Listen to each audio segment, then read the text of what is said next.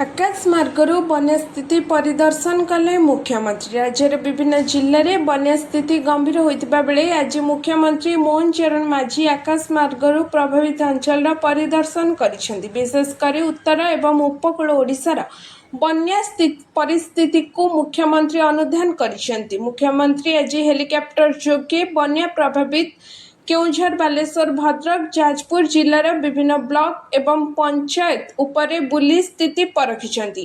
केउठी केते परिमाण रे जलबंदी समस्या रहिछि एवं केउ अंचल अधिक क्षतिग्रस्त होइछि से नै से सूचना मध्य नैछंती। एही ग्रस्त समय मुख्यमंत्री सह राजस्व मंत्री सुरेश पुजारी एवं स्वतंत्र सहायक कमिशनर मध्य उपस्थित रही बन्यांचल वैषयिक स्थिति संपर्क में मुख्यमंत्री को अवगत कराइछन। तेबे बन्या प्लावित अंचल रिलीफ एवं उद्धार कार्य किपरि चलीछि से नहीं मध्य आलोचना करा जायछि। आज संध्यारे मुख्यमंत्री एक गुरुत्वपूर्ण समीक्षा बैठक करिवे।